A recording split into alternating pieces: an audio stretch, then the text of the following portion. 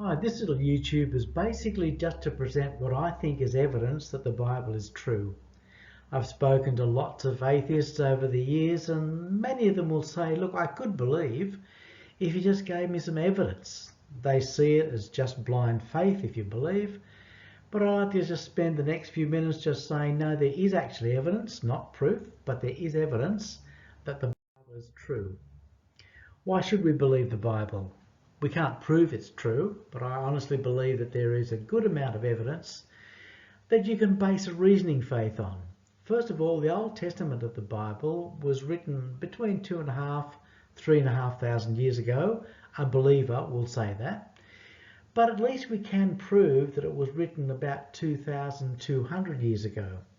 The Old Testament was translated into Greek, and it was put into the library at Alexandria in Egypt. And so we have secular history that can actually prove that the Old Testament is at least 2,100, 200 years old. So we know at least that much, so that no matter what we look at in it, it has been written 2,001 or 200 years ago. And so we know that it at least existed for that amount of time. I want to just have a look at a couple of the predictions that the Bible has made over 2,000 years ago. First of all, the kingdoms of Babylon and Egypt. Those two kingdoms competed with themselves. They both strove for power in about the same area, around about 2,500 years ago. Egypt, of course, was ruling its own territory for at least 2,000 years, a very long-lasting kingdom. Babylon was a bit of a new upstart. It was in the Mesopotamian Valley, in between the Tigris and Euphrates River, and it came to power around about 600 BC. These two powers competed, and the Bible had something to say about both of them. The Bible prophesied that both of these powers would fall, but would fall in very, very different ways. I'm just going to read these words from the prophet Isaiah. Babylon, the jewel of kingdoms, the glory of the Babylonians' pride, will be overthrown. She will never be inhabited or lived in through all generations. No Arab will pitch his tent there, no shepherd will rest his flocks there, but desert creatures will lie there, jackals will fill her houses. There the owls will dwell, and there the wild goats will leap about. Hyenas will howl in her strongholds, and jackals in her luxurious palaces. Her time is at hand, and her days will not be prolonged. That was a prophecy which was given about Babylon and its fall. Prophesied that it would fall, but it would never be inhabited again. This is a picture of modern day Babylon. You can see there's nothing left, just ruins of its past glory. Saddam Hussein tried to rebuild it in about 1980, but he got thwarted by the war with Iran, and it was never completed. And you might say, well, of course, every city eventually gets destroyed, but most cities continue to be habited. Most of the ancient capitals are still lived in today. Ancient Egyptian capitals like Memphis and Thebes are still inhabited. Damascus and Nineveh, which is now called Mosul, Athens and Rome, they're all still inhabited, but not Babylon. That was the one that was predicted, that not only would it fall, but it would never be inhabited again. I mean, you could predict any nation will eventually fall. I could predict the United States will fall, and eventually Washington, D.C. will be destroyed. But I would be pretty rash to predict that no one would ever live in Washington, D.C. ever again. But that's what the Bible predicted for Babylon. What's the probability that you could guess that one ancient city would never be lived in again? I put the chance about 1 chance in 10. As I said, they're arbitrary. I've made these numbers up. You can put any number in you like, but you'll still find at the end you come out with the same conclusions. The other kingdom was the kingdom of Egypt. And the prophet Ezekiel says it will be the lowliest of kingdoms, will never again exalt itself above the other nations. I will make it so weak that it will never again rule over the nations. The promise to Egypt was different.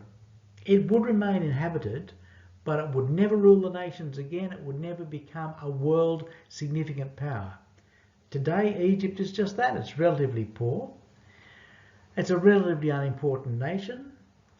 Just imagine if the Bible had predicted the other way around.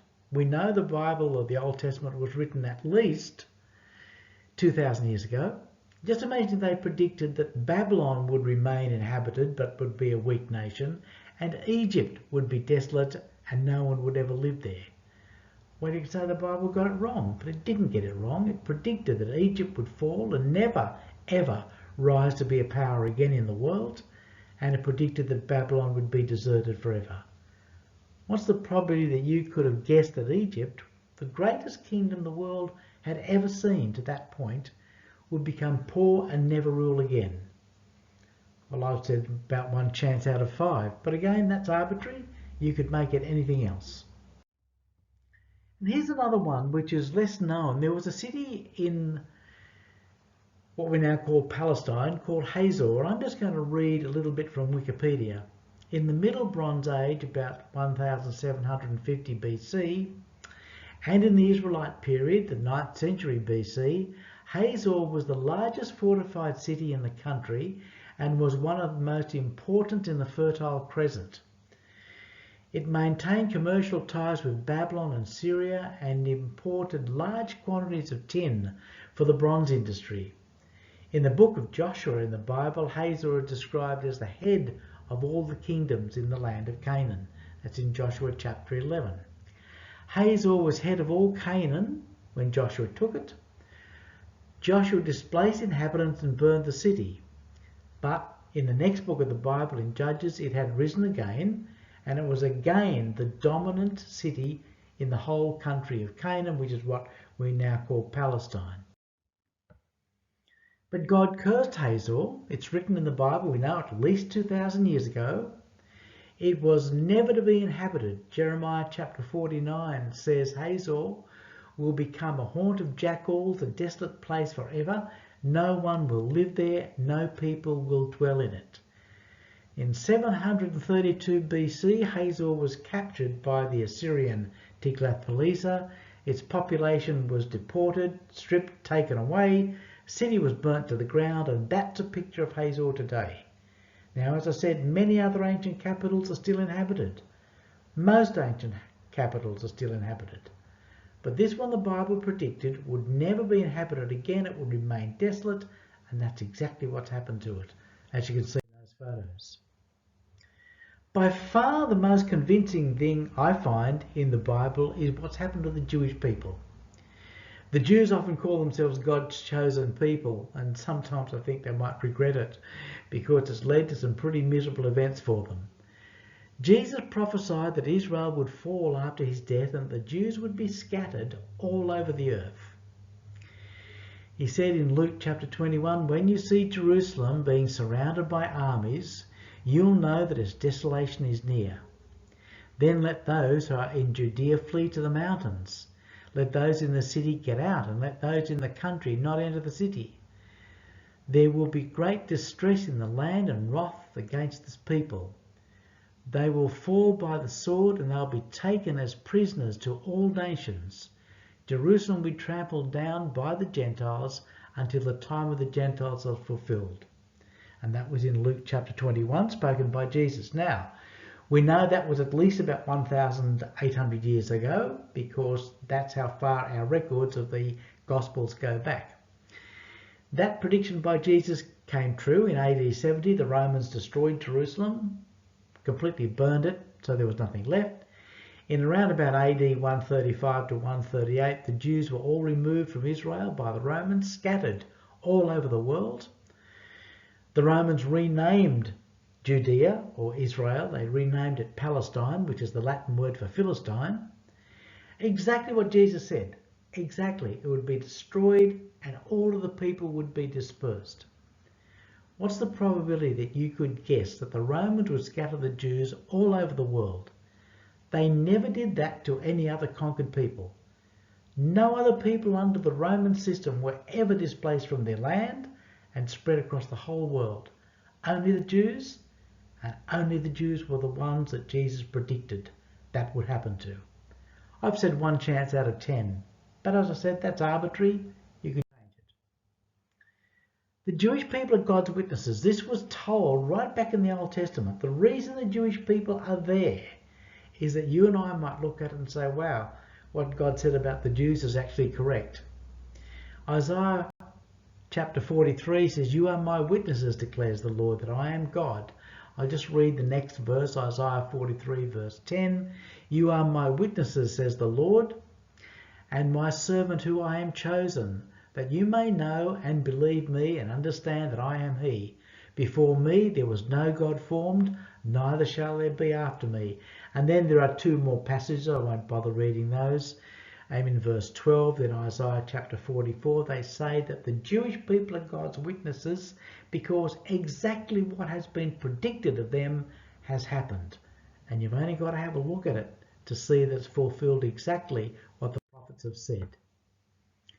Israel is the only nation ever in the history of humanity to be scattered for 2,000 years out of their land, out of their homeland, across the whole world and survive.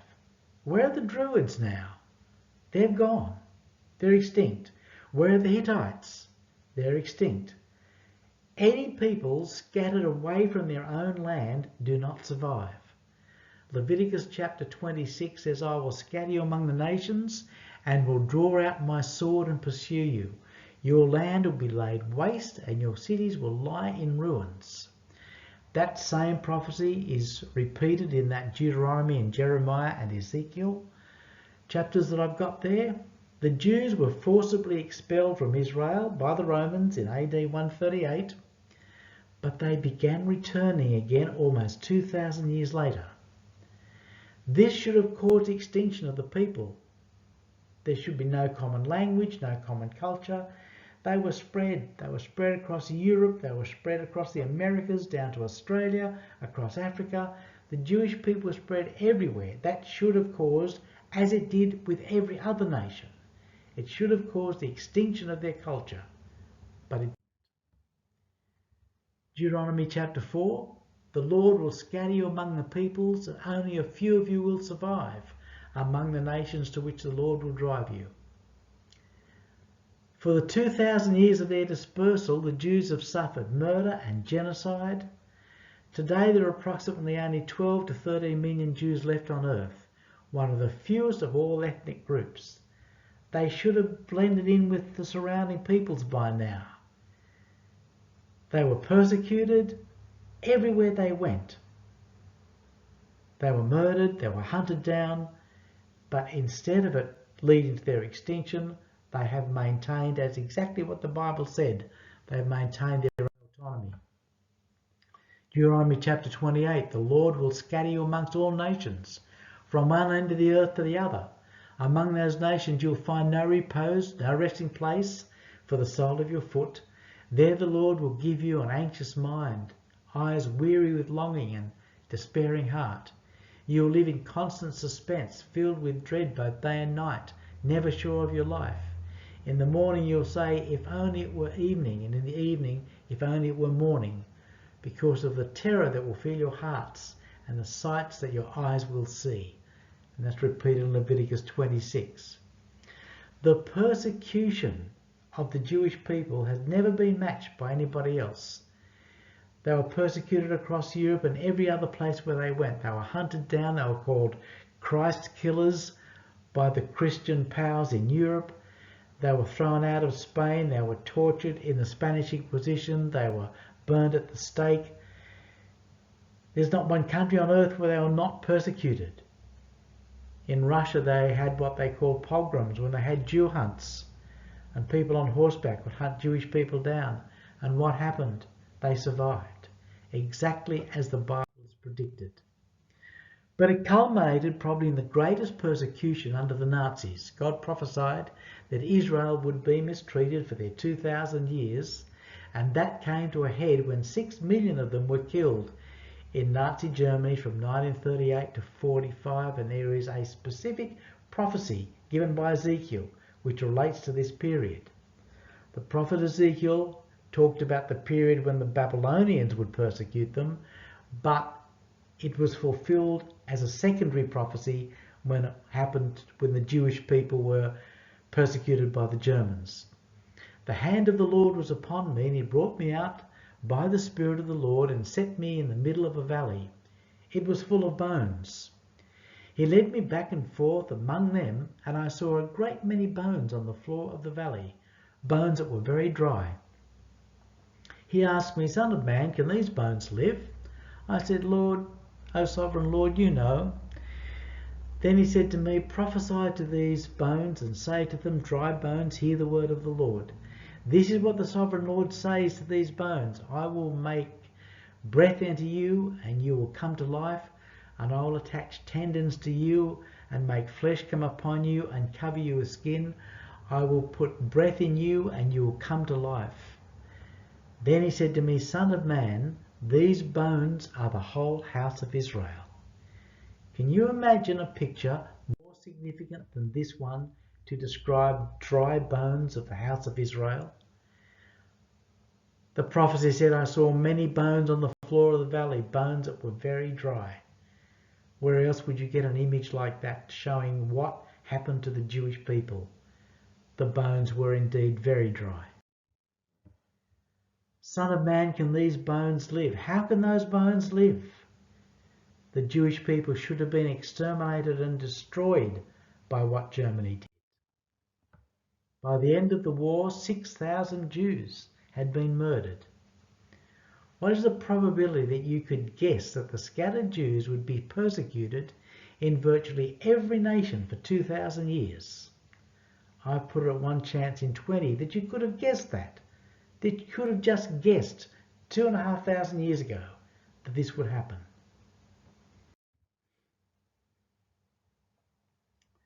The Jews were scattered across the whole world from 140 AD to about 1948. God promised that they would come back, that they would be regathered. After many years, he promised that he would draw them back to the nation of Israel. But they will say, as surely as the Lord lives, who brought the descendants of Israel up out of the land of the north, and out of all the countries where he had banished them, and they will live in their own land. That's what the prophet Jeremiah says. In that day the Lord will reach out his hand a second time to reclaim the remnants that are left of his people from Assyria and from Lower Egypt, from Upper Egypt, from Cush and from Elam and from Babylonia and from Hamath and from the islands of the sea. He will raise a banner for the nations and gather the exiles of Israel.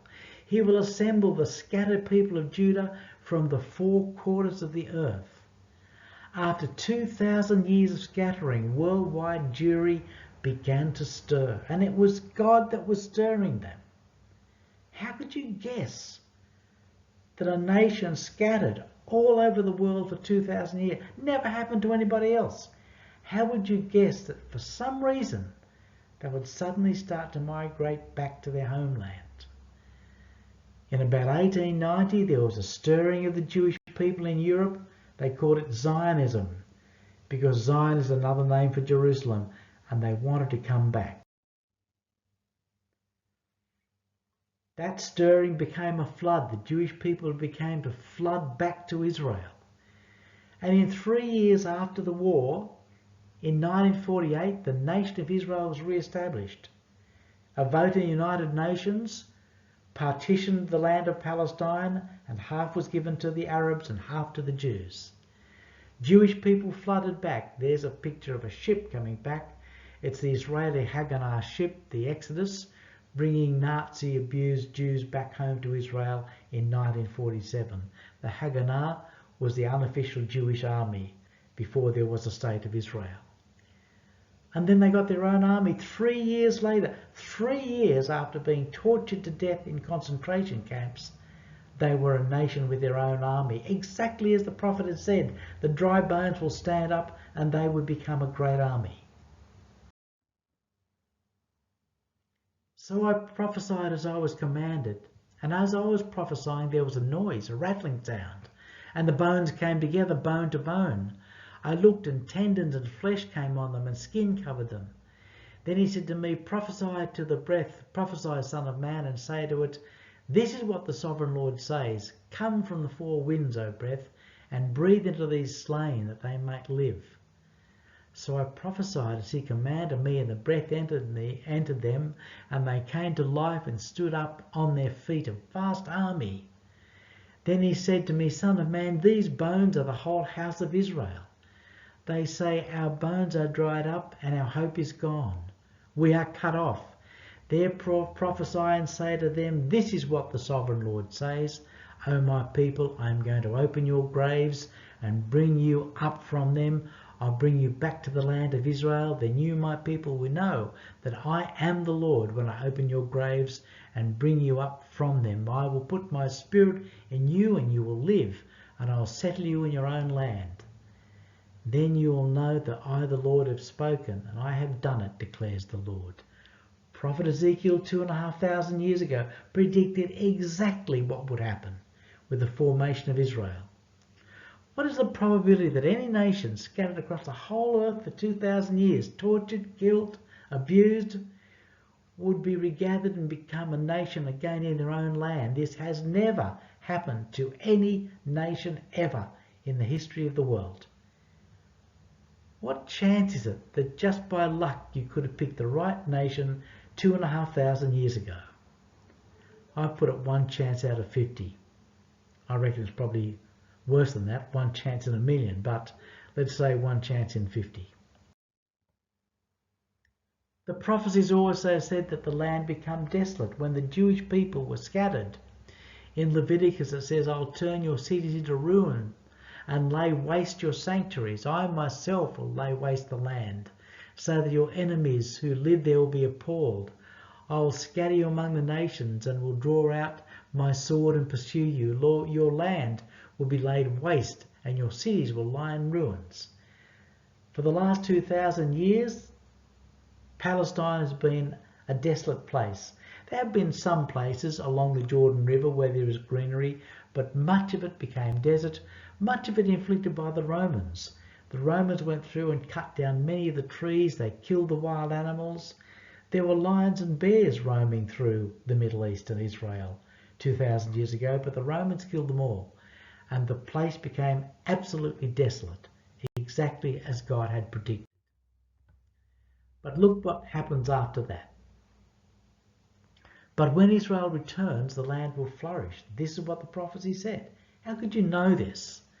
Ezekiel 36, but you, mountains of Israel, will produce branches and fruit for my people Israel, for they will soon come home.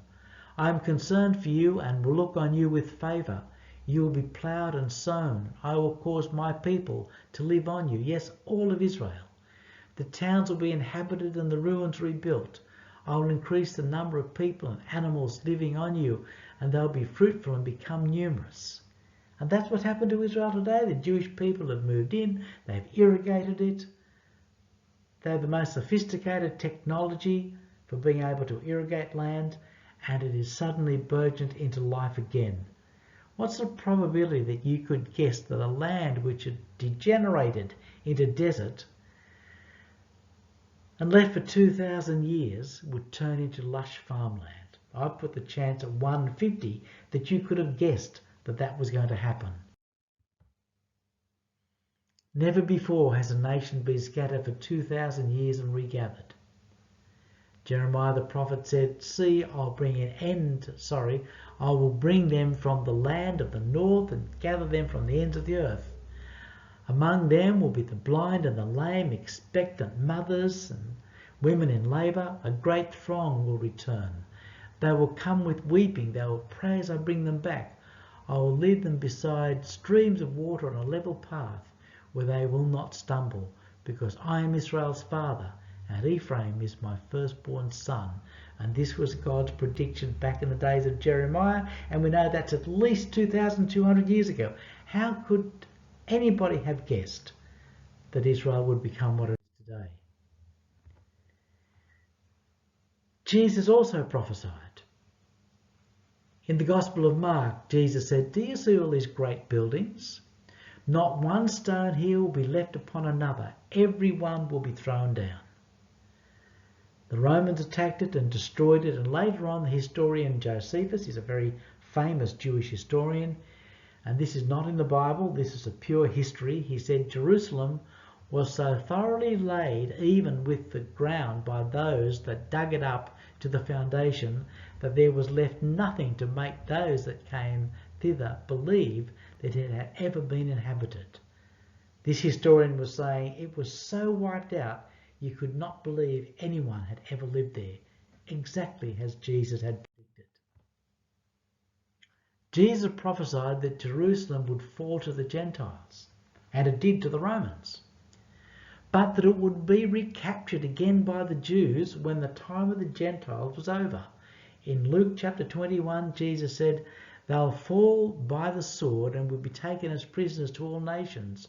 Jerusalem will be trampled by the Gentiles until the time of the Gentiles is finished." That until implies the Jewish people will take it back again. In AD 70, Jerusalem fell to the Romans. They are Gentiles. The word Gentile just means anyone who is not Jewish. In 1967, the Jews recaptured it back again from the Arabs, and Jesus' prophecy was fulfilled. What's the probability that you could guess any one specific city would fall to its enemies, then be recaptured by its original inhabitants 2,000 years later? I put it 1 chance in 100. And I think even that is being pretty lenient. Hebrew is the only language in all of human history to be dead, unused, then resurrected after 2,000 years. Some vestiges of Jewish language stayed with the Jewish people. They mixed up with some German and it became called Yiddish. But basically, the pure language of Israel was lost. It was lost when they were scattered. But the prophet Zephaniah says, "For then I will turn to the people a pure language, that they may call upon the name of the Lord to serve him with one consent." After 2,000 years, the ancient language, this language dates back in that script 2,500 years to the time when the Jewish people were in captivity in Babylon. And there is a picture of a magazine or a newspaper written in a script that is 2,500 years old. Nowhere on the surface of the earth has any script that old ever been resurrected except for the Jewish one. Isaiah chapter 66, another prophecy, well over 2,000 years old. Who has ever heard of such a thing? Who has ever seen things like this? Can a country be born in a day, or a nation be brought forth in a moment? Yet no sooner is Zion in labour than she gives birth to her children. And here's the prophet saying, who has ever seen such a thing? A country born in a day. And here is the headlines from the Jerusalem Post when Israel was born in a day. The state of Israel was born after the United Nations had voted that it should become a partitioned part of Palestine, and it was voted on in the Israeli parliament, and it was formed in a day, exactly the same way as the prophet had prophesied. And here is a list of the enemies that used to surround Israel 3,000 years ago, written in the Psalm 83, predicts today's enemies of Israel. With one mind they plot together, the Psalm says. They form an alliance against you, the tents of Edom and the Ishmaelites, of Moab and the Hagrites, Byblos and Ammon and Amalek and Philistia, with the people of Tyre. Even Assyria has joined them to reinforce Lot's descendants. And there in that little list is the modern day nations, all the Arab nations are still making war against Israel. They are still hostile to Israel. You can read through those yourself. So what is the total probability? Remember, I've made up these probabilities. They're purely arbitrary. You can make up whatever you like. But if you multiply all the probabilities together, that's to get the total probability that all of these events would have come true exactly the way the Bible predicted. You multiply all the probabilities together and you get 4 chances in 10 billion. What's the chance that all of this was coincidence? 4 chances out of 10 billion. I don't think that's very good odds. I consider that to be a really powerful set of evidences that the Bible is true, that the Bible is given to us by God, and that makes it totally believable. There is my email address.